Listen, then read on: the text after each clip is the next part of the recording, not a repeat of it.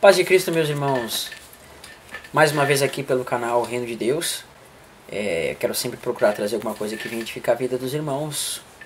Hoje, em especial nesse vídeo, vamos tratar da 10ª parte do estudo das duas casas de Israel, né? Vou fazer um pouco diferente, eu vou fazer com a câmera, não vou fazer com a tela aqui do computador como eu fiz nos outros vídeos. Eu fiquei sem a webcam nesse momento, então eu vou gravar com a câmera mesmo, né?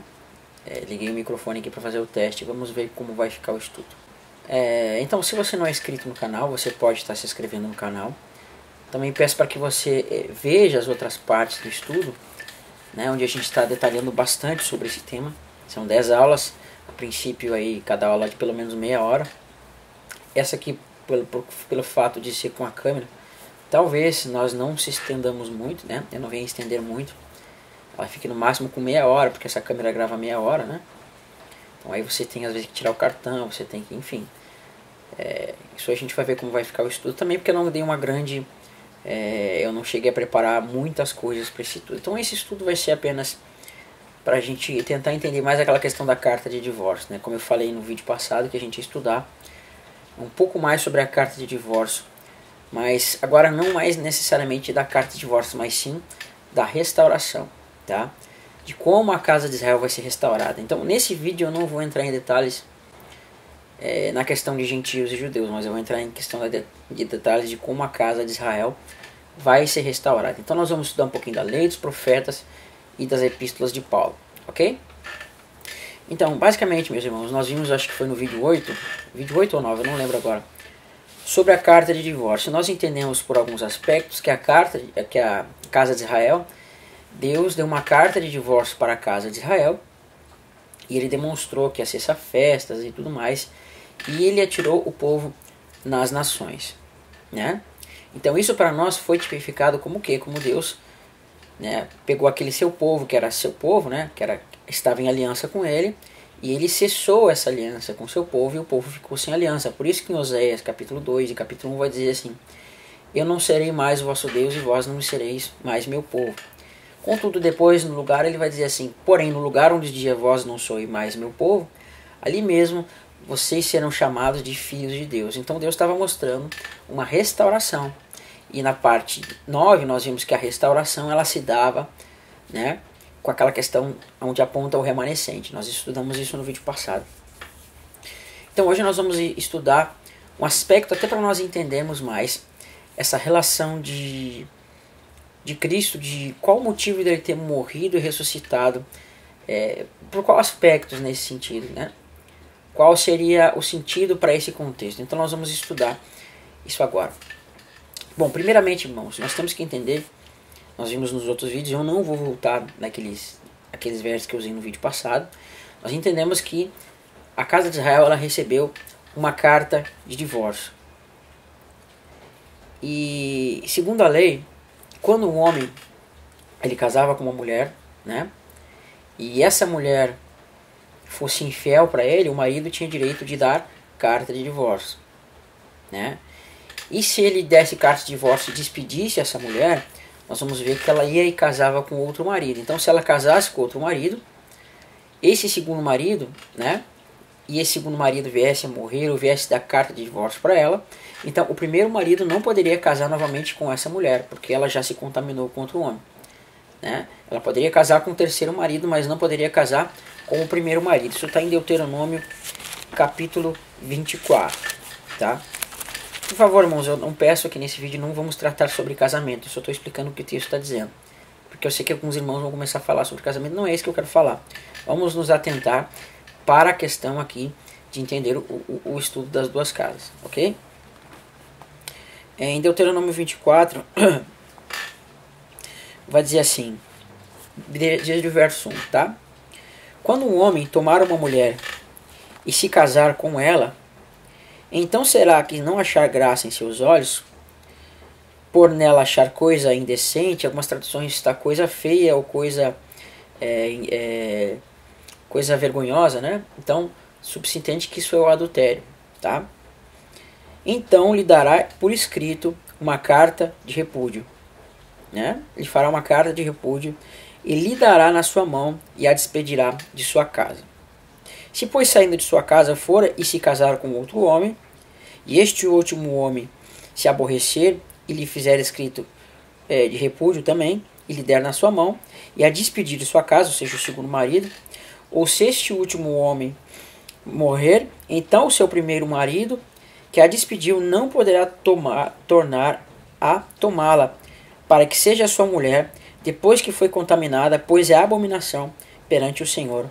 Assim não farás pecar a terra que o Senhor teu Deus te deu por herança. Então olha que legal. Como nós sabemos que existe no contexto da carta de divórcio em relação à casa de Israel, então nós temos que ter esses contextos da carta de divórcio na nossa mente também e tentar entender isso. Você vê que lá nos próprios profetas, por que Deus deu a carta de divórcio para Israel, para a casa de Israel? Justamente por causa, né, do adultério. Deixa eu ver se eu acho na Bíblia aqui, tá? Vamos ver aqui, carta de divórcio. Pena que eu não posso mostrar a tela nessa vez, mas não tem problema. Vamos botar aqui carta de divórcio. Carta de divórcio. Né? Tá aqui, Jeremias 3, verso 8, tá? A gente já lê em Jeremias 3, diz assim. Jeremias 3, verso 8. Quando por causa de tudo isso, por ter cometido adultério, eu despedi a pérfida Israel e lhe dei carta de divórcio. Porém vi que a falsa Judá, sua irmã, não temeu, mas ela mesma se foi e se deu à prostituição. Então a casa de Israel ela recebeu a carta de divórcio, né, por causa da prostituição. A Judá também. Ela praticou adultério, mas Deus não deu a carta de divórcio para Judá. Eles permaneceram debaixo da aliança de Deus. A diferença é que Deus estava preservando a casa de Judá para que pudesse se levantar o Messias que viria da tribo de Judá, né? E seria então o leão da tribo de Judá. Então esse foi o motivo porque Deus quis que permanecesse uma dessas tribos, né? Para que pudesse levantar ao Messias e ele pudesse vir a restaurar o restante das tribos. Mas isso a gente vai ver em outro vídeo mais pra frente, tá? Então, memorize isso na sua mente. Que então, por causa do adultério, a casa de Israel ela recebeu essa carta de divórcio. Então, é por isso que lá em Mateus, acho que é Mateus 19 e alguns outros os evangelhos, nós vamos ver que Cristo fala assim, que só é lícito dar carta de divórcio, quando essa mulher cometer adultério. Então você vê essa ligação. Então Deus lá na lei ele deu a carta de divórcio justamente para testemunhar que um dia ele daria a carta de divórcio para Israel. E Cristo fala assim, né, que Moisés vos deu a carta de divórcio por causa da dureza do vosso coração. Só que a dureza do coração nesse contexto não é propriamente da pessoa que dá a carta de divórcio, mas é da pessoa que está adulterando, porque Israel tinha o coração endurecido. Então Deus ele deu essa carta de divórcio porque ele viu a dureza da casa de Israel e ele teve que dar essa carta de divórcio para que o seu plano pudesse se cumprir, né? De poder espalhar Israel pelas nações. Então, se você disser que nesse contexto a carta de divórcio foi dada por causa da dureza do coração do marido, você vai ter que dizer que Deus teve o coração endurecido. Mas não, o coração endurecido foi da pessoa, ou melhor, foi da parte que transgrediu. Então, a parte que transgrediu é que estava com o coração endurecido nesse momento. Por isso que várias vezes nos profetas nós vamos ver que o coração de Israel era um coração duro. Então é por isso que eles levaram a carta de divórcio, porque eles não creram em Deus, e quando eles não creram, eles tiveram um adultério com os ídolos, né? Porque para Deus, quando ele vê o seu povo, vê o seu povo adulterando com ídolos, adorando ídolos, é como a gente comparar um homem casado com uma mulher e essa mulher for e ter um caso com outro homem. É mais ou menos assim que Deus vê quando você se ajoelha para um ídolo, né? Como se você estivesse adulterando com outro marido. Mais ou menos essa ideia. Então isso foi o endurecimento do coração da casa de Israel. Começou uma chuvarada aqui, né? Eu acho que está dando para escutar, né, meus irmãos? Então vamos continuar o vídeo. Eu acho que deu para entender essa parte, né? Então Israel ele recebeu uma carta de divórcio e foi jogado nas nações. Só que lá em Jeremias 3, no mesmo Jeremias 3, vai dizer assim, Deus ele vai dar uma promessa de restauração. Lá em Jeremias 3, depois nós vamos somar com Oséias e depois nós vamos somar com as próprias epístolas de Paulo e de outros textos. Jeremias capítulo 3 vai dizer assim para nós. Jeremias 4, aqui, né? E Jeremias 3. Né? Somando com aquilo que nós vimos lá em Deuteronômio 24. Depois você vai pegar Jeremias 3 e você vai somar com Deuteronômio 24 e você vai entender o contexto, tá? Vai dizer assim, Jeremias 3, verso 1. É dito, se um homem despedir a sua mulher, né, e ela o deixar, e se essa mulher se ajuntar com outro homem, porventura tornará ela para ele outra vez, pois não se poluirá de todo aquela terra? Ora, tu se maculaste com muitos maridos, mas ainda assim tornará para mim, diz o Senhor. Né? Levanta os teus olhos aos altos e vê onde não te prostituísse, nos caminhos te assentar para com eles. Com o árabe no deserto, assim manchaste a terra com suas devassidões e com as tuas prostituições. Então você vê aqui, né? Deus está dizendo que a casa de Israel ela se contaminou com muitos maridos. Então aqui você vê que está dizendo exatamente o mesmo contexto de Deuteronômio 24, que a casa de Israel ela se contaminou com muitos maridos.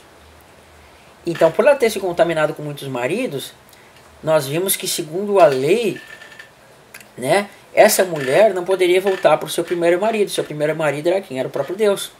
Então, Deus fez uma aliança, ele casou com essa mulher, mas essa mulher, pela transgressão, ela foi mandada embora.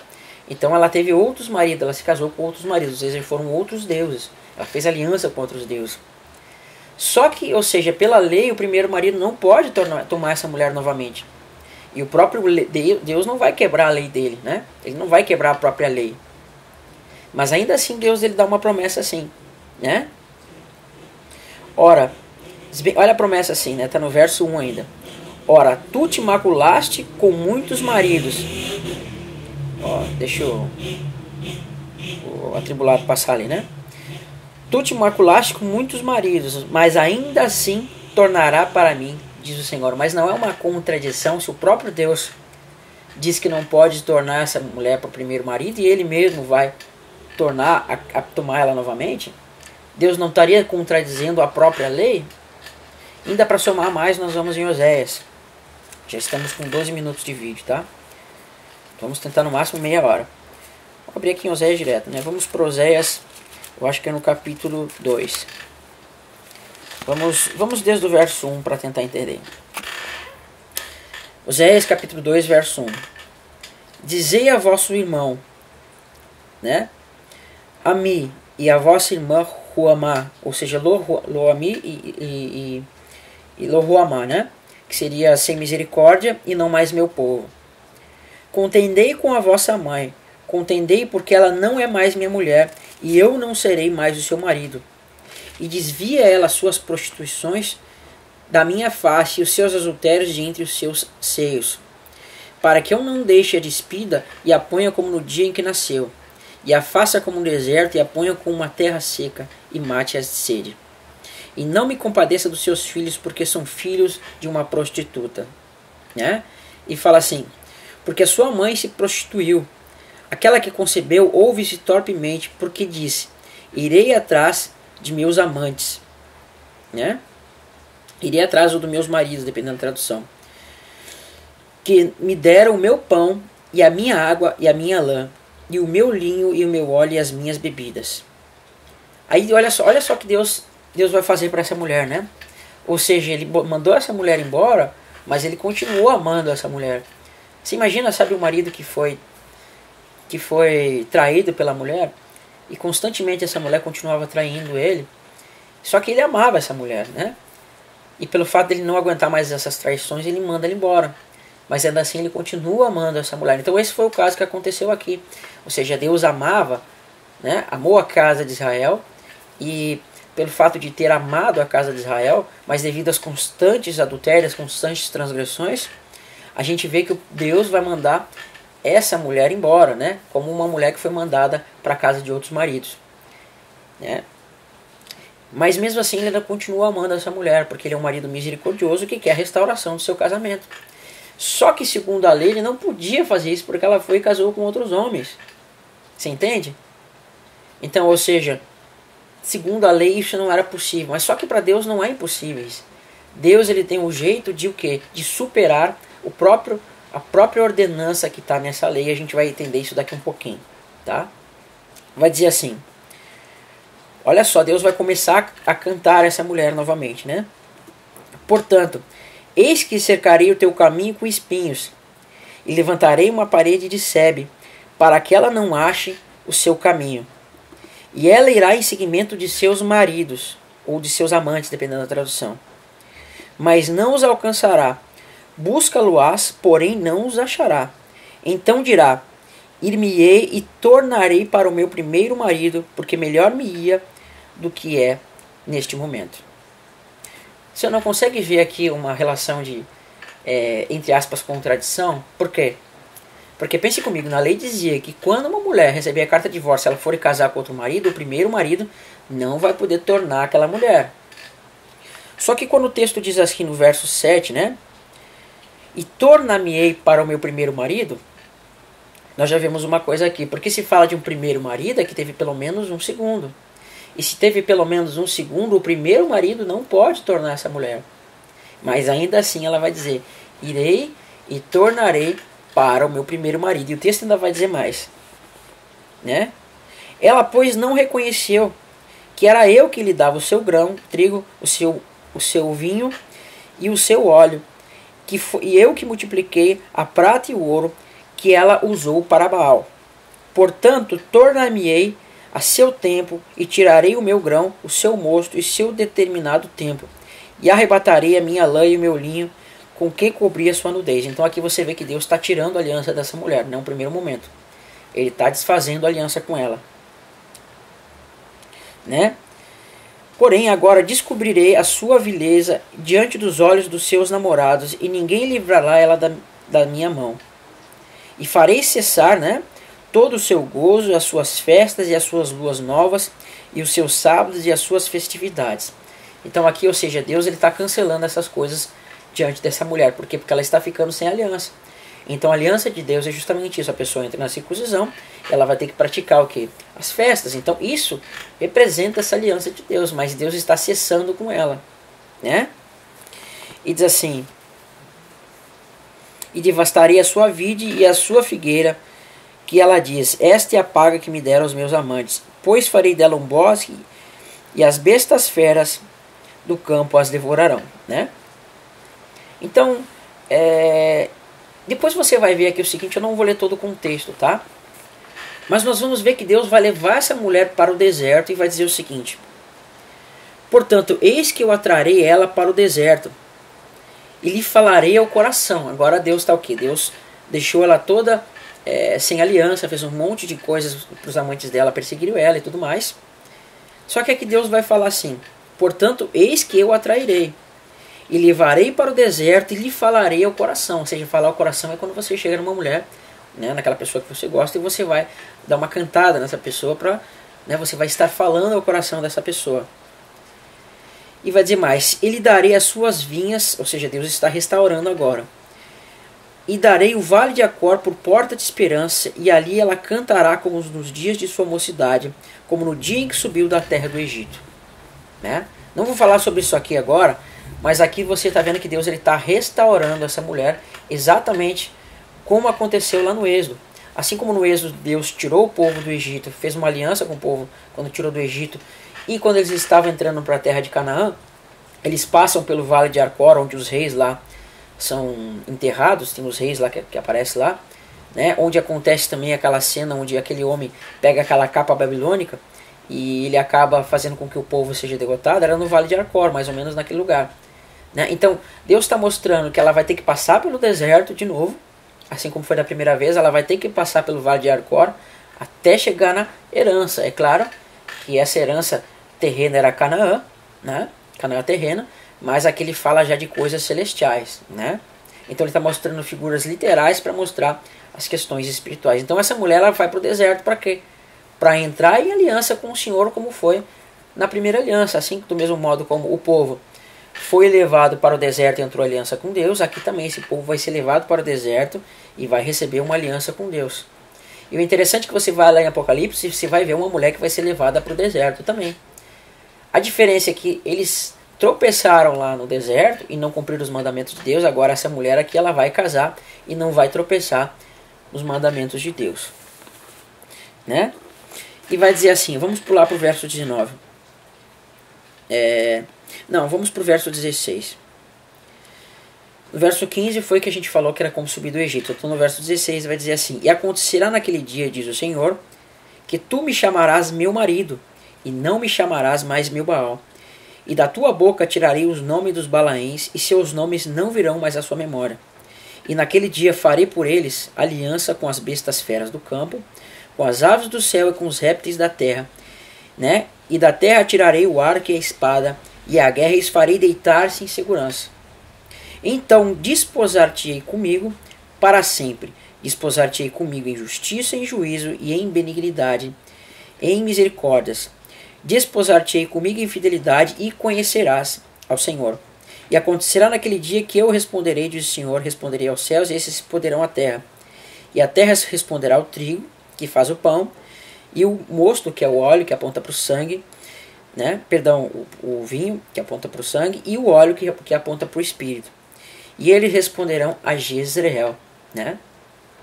E semeá-la-ei para mim na terra, e compadecer-me-ei de Lo-Ruamã, e a Lo-Ami, e tu dirás, tu és meu povo, né? E ele dirá, tu és meu Deus. Então olha só, Deus está fazendo uma restauração aqui. Mas, ou seja, como é que pode isso, meus irmãos? Como é que pode essa questão? Se o próprio Deus diz que não pode ele tomar essa primeira mulher, então como pode ele estar dizendo aqui, eu desposar-te-ei contigo, mesmo depois de ela ter tido muitos maridos? Então agora nós vamos começar a entender as entrelinhas, né? Nós vamos começar a entender as entrelinhas das coisas que Deus quer ensinar para nós aqui. Amém? Vamos abrir em Isaías 54, tá? Vamos lá, em Isaías 54. Depois a gente pode, se der tempo, a gente pode entender um pouquinho por que Paulo cita Isaías 54 lá em Gálatas, né? Vamos lá, Isaías 54, no verso 1. Olha só, então aqui vai ser o quê? Um cântico dessa mulher está sendo restaurada como uma mulher que foi repudiada, nós vamos entender. Diz assim: Canta alegremente, ó estéril, que não destes à luz. E exulta com prazer e canto, exclama, tu que não tivesse dores de parto. Porque mais são os filhos da mulher solitária do que os filhos da casada, diz o Senhor. Então essa expressão mulher solitária, ela significa uma mulher que foi mandada embora. E a mulher casada significa aquela mulher que estava em aliança. Então nós sabemos que a mulher que foi mandada embora é a casa de Israel.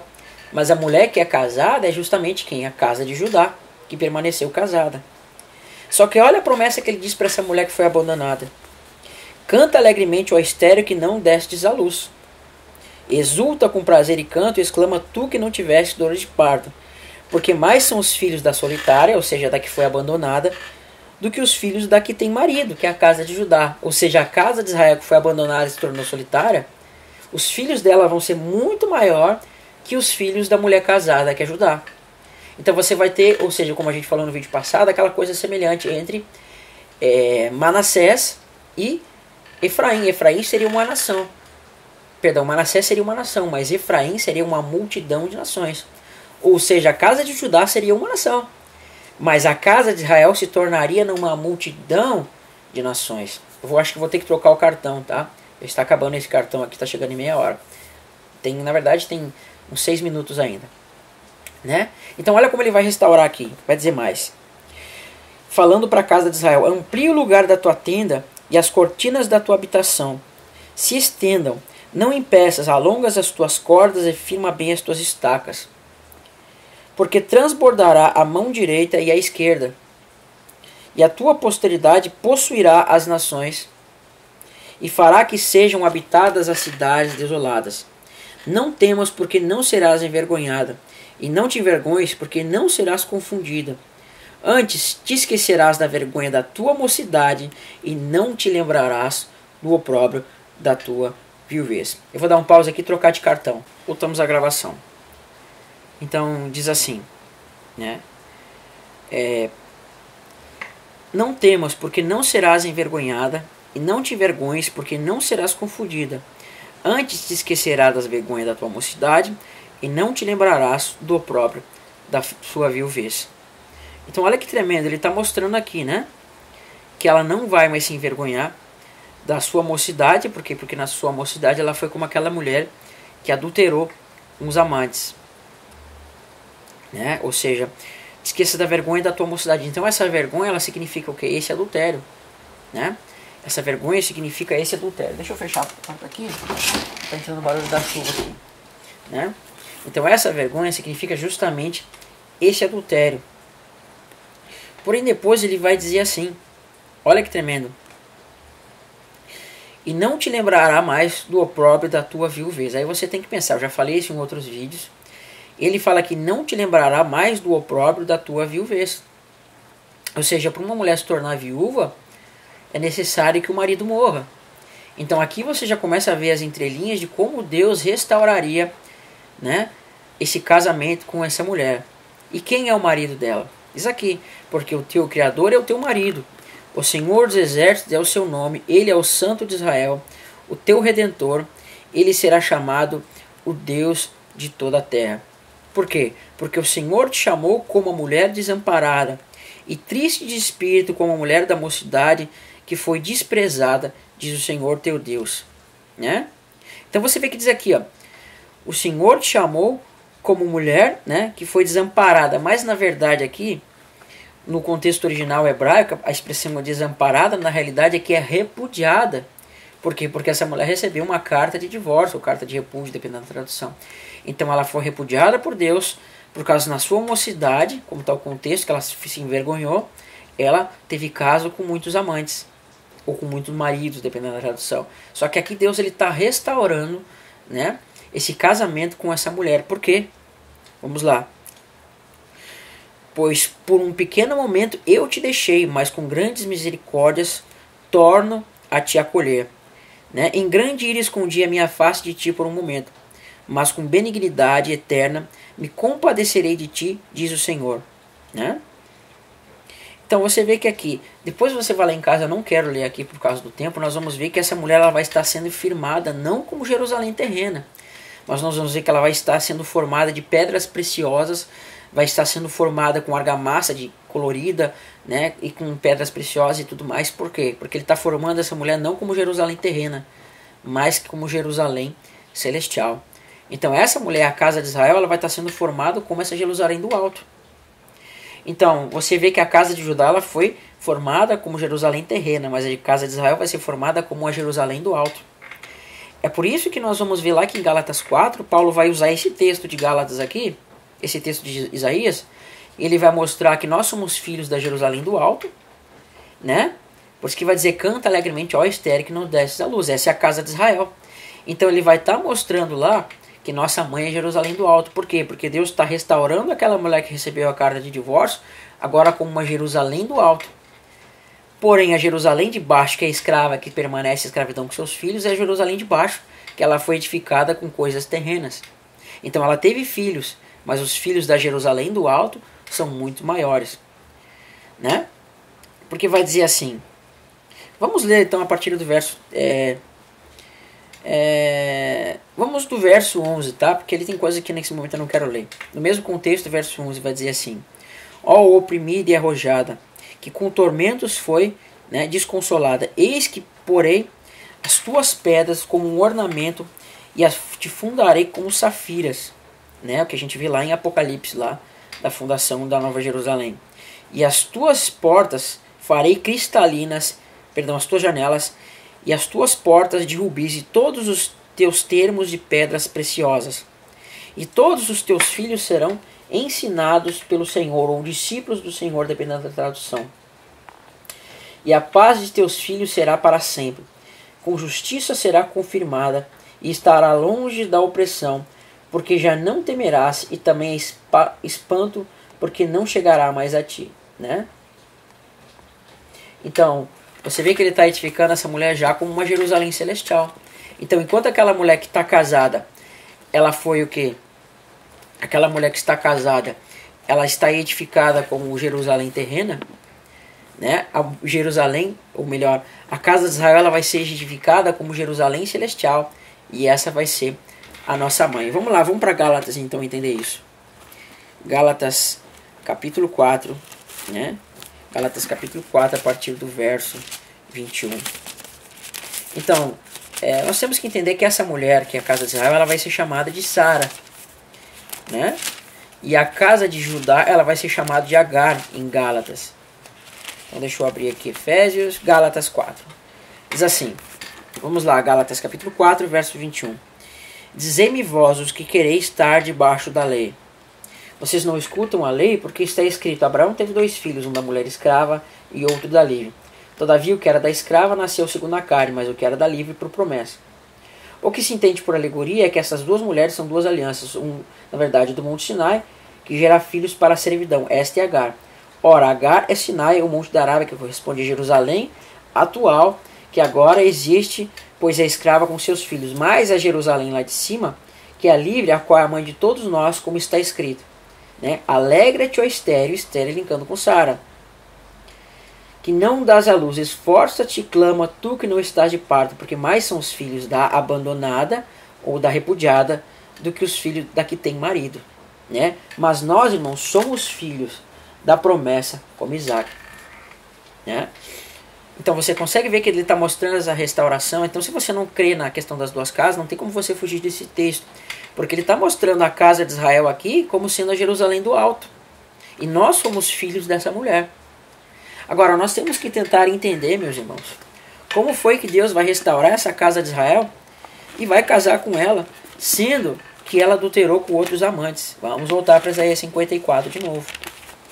Né? Nós temos que levar em consideração que Deus ele não coloca as coisas para bonito, né? Mas Deus ele coloca os textos para que você reflita. Porque diz aqui, né? Não temas, verso 4, porque não serás envergonhada, e não te vergonhes, porque não serás confundida. Antes, te esquecerás da vergonha da tua mocidade, e não te lembrará mais do opróbrio da tua viuvez. Meus irmãos, pensem comigo. Para uma mulher se tornar viúva, o que tem que acontecer com o marido? Ele tem que morrer.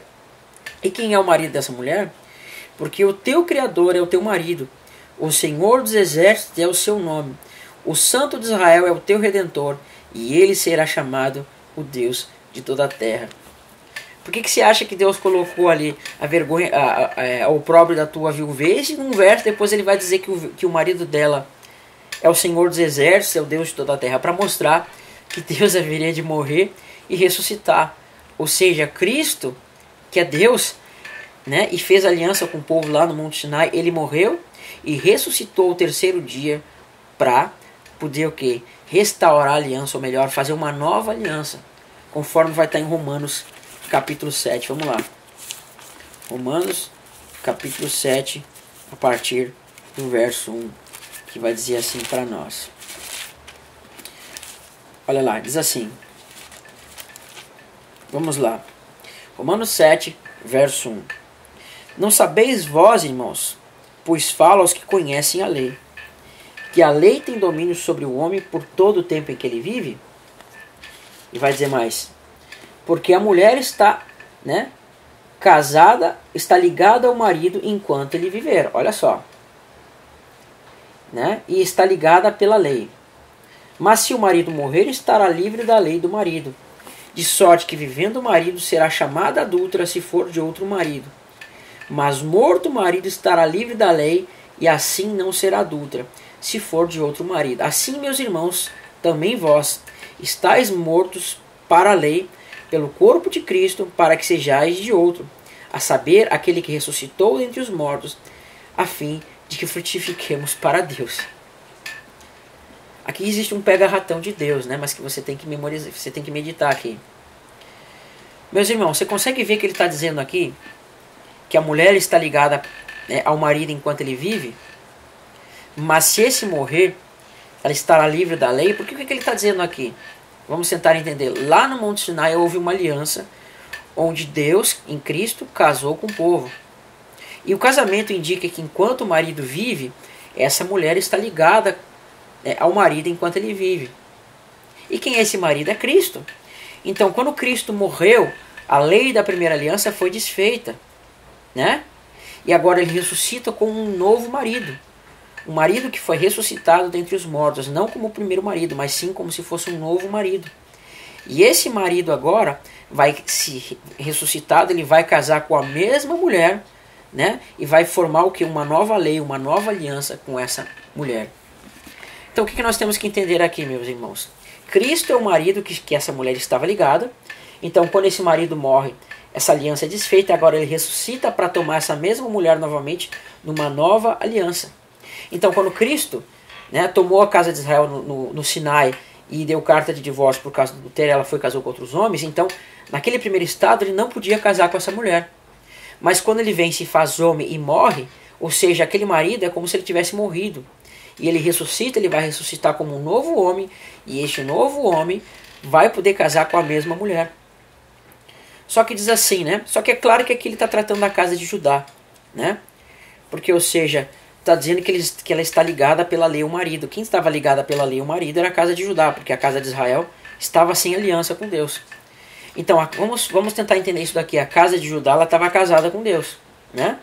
Ela estava casada com Deus, mas quando Cristo morre, ou seja, a aliança, o casamento que havia entre a casa de Judá e a casa e Cristo foi desfeito porque ele morreu, né? Então, quando ele morreu, aquela primeira aliança foi desfeita, e quando ele ressuscitou, ele tomou de novo a mesma mulher e ela casou com ele, mas numa segunda aliança. Então, agora ele pode tomar a casa de Israel, e a casa de Israel, nessa nova aliança, vai poder, né, fazer um novo matrimônio com Cristo, porque diante da lei, esse homem que ressuscitou é um novo homem, não é mais o mesmo homem.